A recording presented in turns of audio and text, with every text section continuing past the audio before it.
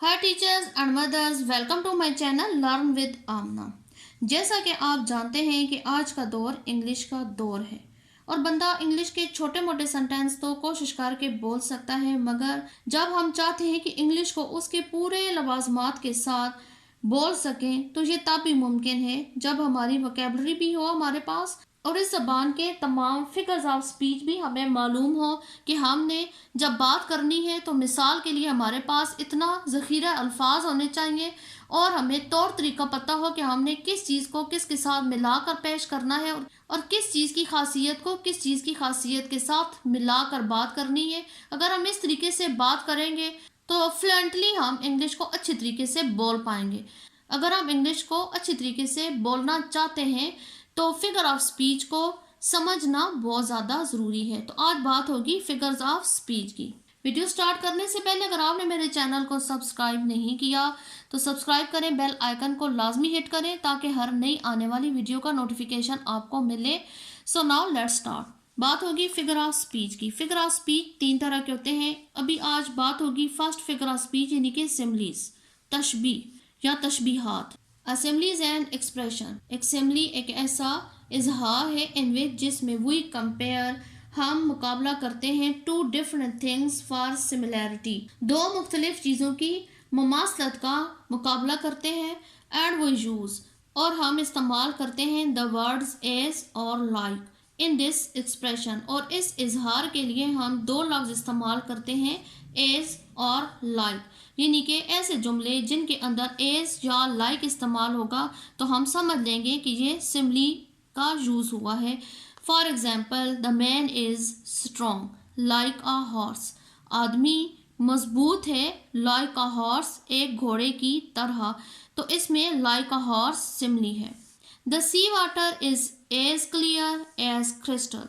समंदर का पानी इतना साफ है जैसे कि एक हीरा।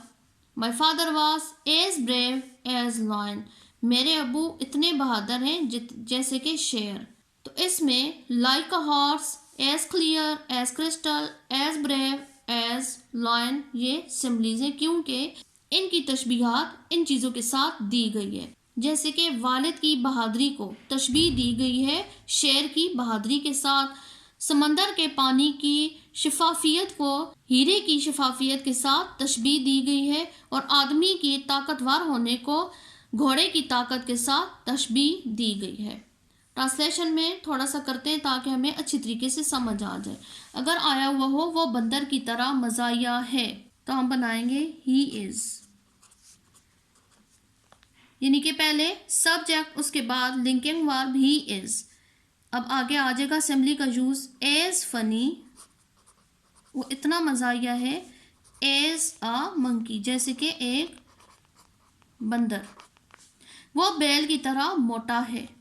ही इज़, पहले सब्जेक्ट फिर linking verb. He is as fat as ox. वो हवा की तरह तेज दौड़ा।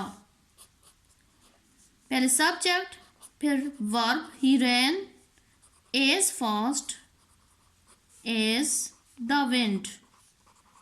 सिमिली का इस्तेमाल जुमले के आखिर में होगा। ये चाकू उस तरह की तरह तेज है।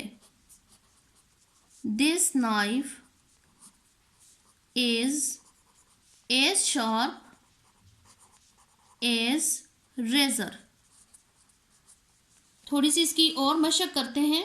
कुछ सिमिलीज इधर मैंने लिखे हैं, अब बताती हूँ कि उनको जुमलों में किस तरीके से इस्तेमाल करना है। फॉर एग्जाम्पल, अगर एक सिमिली आया हुआ है एज बिजी एज अबी, तो हम इसको किस तरह सेंटेंस में इस्तेमाल करेंगे, जैसे कि my aunt is as busy as अबी।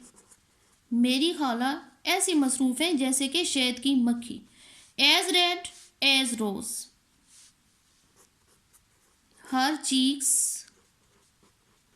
और एज रेड